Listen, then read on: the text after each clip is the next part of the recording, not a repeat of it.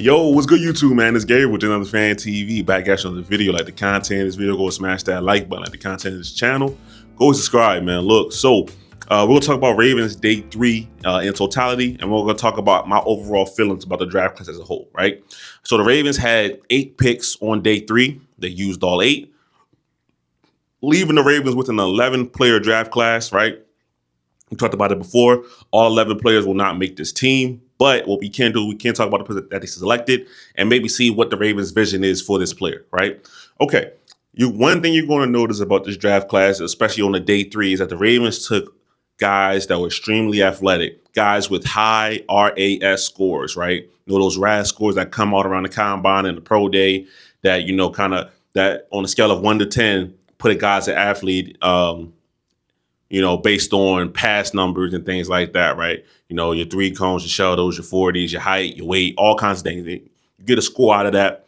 The Ravens have taken guys on day 3 that tested very, very high in that metric. All right. Let's start with the first guy here. Teddye Buchanan, pick 129, linebacker, California, round 4. Okay. So big time athlete, 9.41 on the RAS score, 6'2", 230, 100 plus tackles at Cal. A multi-year starter. So he's a guy for the Ravens that I see the vision at backup linebacker, right? Or maybe even compete, right? We got to be honest here, right? I'm a Trenton Simpson believer, right? But they're bringing in competition, okay? They lost Malik Harrison. They lost Chris Board. The Ravens needed more linebackers, right? So Teddye Buchanan will have his chance. I'm not saying he's going to have a chance to start, but if he impresses in training camp, he will have a chance to play some backup reps, right? And also he'll be an immediate contributor on special teams, right? So I see the vision in that way. So not a bad pickup at all, right? I see some comparisons of some of the draft people saying that Teddye Buchanan reminds them of Fred Warner. I'm not saying that. I'm just saying what I seen on Twitter. Okay, so not mad at it. All right, next selection. 178, Bilhal Kone, cornerback, Western Michigan. Oh, sorry, went out of order. Apologize. Back up. Sorry, 141, Carson Vinson, offensive tackle, Alabama A&M, round 5, 6'6", 314 pounds, developmental tight end. Had a good week at the at the Senior Bowl. Had a good week there. High RAS score, 9.34. All right. So another big time athlete. The Ravens can kind of a ball of clay that the Ravens can mold, right? So the Ravens. We talked about it with the Emory Jones pick, right? The Ravens lost Patrick McCurry in the offseason. They needed some more tackles. They needed some more guards. They needed more offensive linemen, period, right? So this is a guy that's going to come in. The Ravens are going to try to develop him and see what they can get out of him, right? Can he come in a pinch and play a game, right? So I wouldn't expect anything from Carson Vinson, let's say, this season. But, like big-time athlete, big human being, 6'6", 314. Let's see what he can do, right? Let's see what he can do. Okay, now pick 178, Bilhal Kone, cornerback, round 6, 6'1", 190.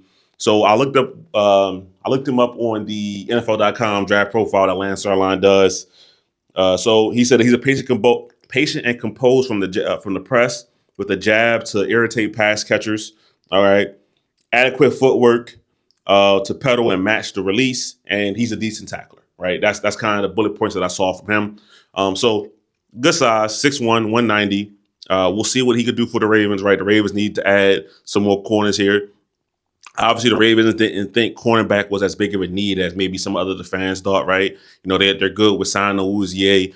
To me, this is a big confidence in, TJ Tampa as well, right? So, we'll see what TJ Tampa can do out there, right? So I'm fine with it. All right, next one. Okay. 186, Tyler Loop, Arizona, kicker, round 6. All Big 12. This past season had a long of 62 yards. There's videos floating around of hitting 65 and 70 yards, which it's just like most kickers can do nowadays, which is kind of crazy. He can do kickoffs, and also say if Jordan Stout gets hurt in game, he can act as emergency punter. Okay. That's Tyler Loop's rundown right there. All right. Now, with everything that's going on with Justin Tucker, between allegations, between his age, the Ravens were going to bring in another kicker. Round 6, fine. Like I said, I was never a person to draft a kicker, rounds 5 and before. So, say rounds 3 to 5, too early for me for a kicker. Round 6, 182, sure. That's fine. 186. Yeah, 186, fine. That's fine for a kicker. All right, so he's going to come in. He's going to give Justin Tucker competition.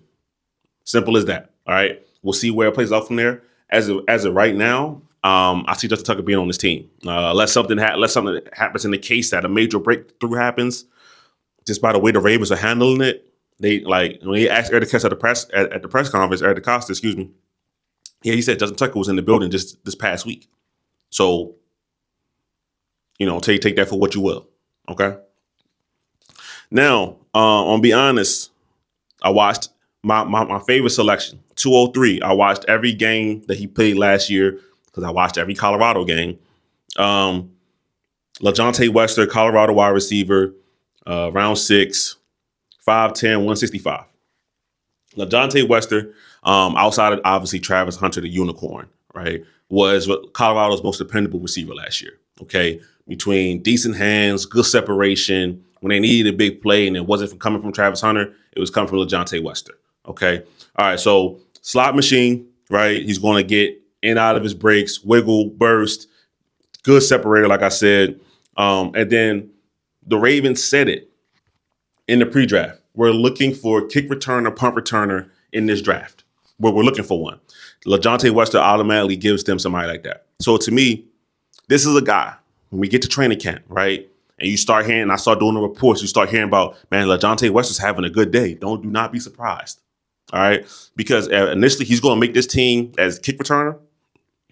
He might give, I don't think they can put Tyler Wallace back there. So kick returner, punt returner. To me, that's his job to lose right now. Right now, that's his job to lose. Okay. And then as the season goes along, he may get some snaps like that on the field. Not a lot. I'm not saying, he's going to take over, be number 2 pass catcher. No. But I'm saying some mix-in snaps for LaJohntay Wester, he may get out there. Okay. So good player. I really like the player. Like I said, I watched every game he played last season. I watched every Colorado game. So I really do like the player. All right. So favorite selection by far on day 3, LaJohntay Wester. Okay. Now, 210. At pick 210, the Ravens take Aeneas Peebles. Right. Got that from Twitter. His nickname is Fub. Okay. Virginia Tech, defensive tackle, round 6, 6 foot, 282, first team all ACC, 31 tackles, 3 sacks, 6.5 tackles for loss last year. All right. Good strength, relentless effort, tad bit undersized. Right. But to me, this is a guy that's going to be a fan favorite. All right. Because he's going to play hard. He's nonstop. He's an attitude player. He's a mean player on the field. Like this guy, if he makes the team, he's going to be a fan favorite, right? Because when he's in the game, it's going to be all gas, no brakes. Okay, so we'll see like I said, when we get to this portion of the team, these 8 players on day 3, we're not sure how many of these guys are going to make the roster, but Peebles, Wester, these are 2 guys I'm looking at early that, okay, I can see them on this team. I can. All right, next one, 212, Robert Longerbeam, cornerback, Rutgers, 6th round, 5'11", 175. Honorable mention, Big Ten, team captain, culture player, good leader, slightly undersized, right? 175. I'm kind of surprised the Ravens. I guess, the Ravens did have Pepe Williams not too long ago, right? But, so a little bit undersized. But what he does bring is that team captain, like I said, culture. He's a player that the coaches trust, right? So could this be a special teamer? Could this be a guy that sneaks on the field, slot reps? I don't know, right? But at the very first offering, he's going to offer the Ravens something on special teams, right? That's what he's going to have to make his name at, special teams, okay? And he's going to do the job. Like I said, he's a culture guy. He's a yes, sir, no, sir, coach, what do you want me to do, right? That's from all the accounts of people at records, right, that I looked up. So, all right, I'm not mad at it when you add pick 212. Okay, now, last selection of the Ravens draft pick, 7th round, Garrett Dellinger, guard, LSU, round 7. All right, 6'4", 325, high RAS score, 9.76. Okay, so he's a big-time athlete, right? Now, I saw Ravens for Dummies on Twitter, right, said that he didn't see that kind of athleticism when he watched the film. Some guys test better than they actually play. He could be one of those guys, but The RAS score says big time athlete, 9.76. Okay, 4-year start at LSU. Cool. This is the Ravens' third offensive lineman. The Ravens obviously wanted to get more offensive linemen on the roster, right? Can we develop these guys? Can these guys play for us at some point if an injury happens? I'm fine with it. I'm completely fine with it, right? So the Ravens need to take some swings at offensive linemen, get some more bodies in the room, right? Not just for competition purposes, but for depth purposes, right? Offensive line is a position that the 5 you start with during the season, you hope you end with that 5 at the end of the year, because the injury's not involved, right? Now, if somebody changes because of, he wasn't playing well, so somebody got in, whatever. But you don't want to see offensive linemen go down with injuries, but it's a position that is physical, is violent, it's very likely to happen. Somebody's going to go down with an injury. So do you have players that can give you adequate level of play? Maybe not match or exceed the starter, but can it give you adequate levels of play? All right. So that's the Ravens draft class in a whole, right? So that's the full day 3. Day 1, Malachi Starks at 27. Day 2, you get Mike Green at 59, and you get Emory Jones Jr. at 91. Total Ravens draft class, 11 players. Now, how do I feel about this draft class? Okay, so how do I feel about this draft class? I might do another video talking about it, but I'll try to give a quick summation here. To me, this is an A+ draft, right? This is not a homer thing. This is not you love the Ravens. I do love the Ravens, but this is not that, okay? The first 3 picks did it for me, okay? A+ draft, right? You get, especially the first 2, you get 2 players that were top 20 consensus players with everybody you talk to, right? Okay? Ravens feel a need with Malachi Starks, and he was BPA, okay? So now, Malachi Starks is a more traditional free safety, but that doesn't mean he's only a free safety. He can line up everywhere, slot, a little bit in the box. He's a versatile, good player, okay? But with his versatility and his free safety capability, this moves Kyle Hamilton around, right? Kyle Hamilton now unlocks himself as the full chess piece, right? Kyle Hamilton is an all-pro player no matter where you put him, right? But he goes to even higher than that elite status, right? When he's able to do everything, right?